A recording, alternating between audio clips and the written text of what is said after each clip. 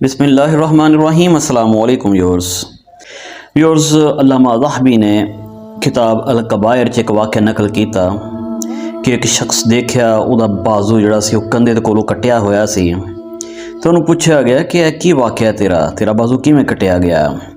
वो कहता है कि हज़रत मेरा बड़ा अजीब जिहा वाक़या है। वो आंदे कि मैनू दस की वाक़या तेरे नाल पेश आया। वो कहता है हजूर मैं एक दिन दरिया के किनारे जा रहा सा तो मैं देखा कि एक शख्स एक मछली शिकार करके लैके आ रहा सी। मैं उन्हें कहा ओए यह मच्छी मैनू दे दे। वो कहता वीरे मैं तेन मच्छी नहीं दे सकता इस वास्ते कि मैं जाके मंडी वेचांगा उतों कुछ मिलेगा फिर मैं अपने बच्चों लिए कुछ खाण पीन का निज़ाम चलावांगा यह मेरा जरिया माश है। तो कहते कि मैं जोरावर बंदा सा मेरे एक रोब सी मैं उस को मच्छी छीन ली। छीना झपटी दौरान उस मच्छी ने मेरी उंगली तो कट लिया। मैं वो मच्छी लैके आ गया लेकिन जो रात पई तो मैं देखा कि वो मेरा जिथे मच्छी कट्टिया सी वो जगह सुज गई नीली पै गई दर्द नाल मैं बिलका। सुबह मैं हकीम को गया मैं दसिया कि इत्थे मैनू मच्छी ने वढ़ लिया। उन्हें कहा जी मच्छी तो नहीं वढ़िया है तेनों जिन्हें वढ़िया तू दस असल गल क्योंकि तेनों जहर फैल गया है तेनों विस चढ़ गई है किन्ने वढ़िया तेनों। उन्हें कहा जी मैनू वाकई मच्छी ने वढ़िया। उन्हें कहा फिर जिस तरह तेरी उंगली सुजी है अगर इनू वढ़िया ना तो जहर तेरे पूरे हाथ च फैल जाएगा तो इससे पहला कि तेरा हाथ वढ़िया अपनी उंगली वढ़ा लिया। मजबूरन मैं उंगली वढ़ा ली। अगले दिन मैं जाके वो पट्टी खलवाई हकीम कोल ते वो ते पूरा थल्ले तक नीला होया पिया सी पूरा हाथी। उन्हें कहते मैं तेनों दस्या नहीं सी कि तेनों जिहड़ी शै ने वढ़िया उहदा जहर बड़ा को तेज़ है ते तू आखने मैनूं मच्छी दे वढ़िया कि जहर फैलिया है या तो तेरा हाथ वढ़ना पेगा नहीं तो पूरे बाजू तक गल पहुँच जानी है। मजबूरन मैं हाथ भी वढ़ा लिया। फिर पट्टी हुई फिर हाथ कोनी तक तुर गया बाजू फिर खीर जिथे तक हुण वढ़िया गया कंधे दे कोल तक वो जहर फैली जाए।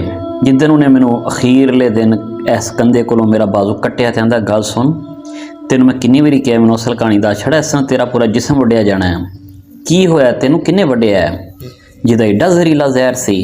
वो शख्स आखदा कि हकीम साहब वाकई मैनू मच्छी नहीं वढ़िया पर यह वाक़या होया है। हकीम आंदा खुदा दे बंदे तू पहला क्यों नहीं दस्या जा फौरन उस बंदे लभ ते माफ़ी मंगनी ते तेरा वाकई पूरा जिसम कट्टिया जाना है। तेनू पता नहीं कि बददुआ दा असर किड्डा जहरीला हुंदा है। तू जिहड़ी की जिंदगी च जहर घोलिया वो जिहदे नाल जुल्म कीता वो वर्त के तेरे वाला आ गया है। फौरन तो पेश तेरे शख्स नूं लभ तो माफ़ी मंग लैनी ते तेरा अंजाम बहुत खराब होना है। वो आदमी आखदा मैं फौरन उस इलाके च गया किते पता करदा करांदा शिकारी सी मच्छियां फड़दा सी मछेरा सी उहदे कोल मैं जाके पैरी डेग पिया। मैं उन्हें कहा वेख मेरा की हशर होया है और मैनू किहड़ा बददुआ दित्ती आ मैनू की मेरे ते दम तवीज़ करते की कीता की आ। वो आंदा जो तुसीं मेरे को मच्छी छीन के मेरे बच्चों की रोटी छीन के लै गए मैं उत्ते वेख के बस इन्हां कहा सी कि मालका इन्हें मैनू अपना जोर वहाया है सोने तू ही जरा इन्हूं अपना जोर वहा ते फिर तेरे नाल जो होना सी तेनों समझ ते आ ही गई होनी है। भी उस कहानी का अंजाम तो यही है कि किसी की जिंदगी नूं अगर तुसीं जहर भरोगे वो जहर परत के तुहाडे कोल आएगा और एडा डबल ट्रिपल हो के आएगा कि वो अगे तुहानूं अपना वजूद घुलदा होया नज़र आएगा पिघलदा होया नज़र आएगा ख़त्म हुंदा नज़र आएगा। अल्लाह ताला सानूं हर किस्म के जुल्म तो हर किस्म के जिंदगियां च जहर भरन वाली चीज़ों तो महफूज रखे। उम्मीद करने तुहानूं साडी अज दी स्टोरी चंगी लगी होएगी। साडी स्टोरी पसंद आ रही तो साडे चैनल जरूर सबसक्राइब करो। पंजाबी कहानियां नूं इजाज़त दिओ। अल्लाह हाफिज़।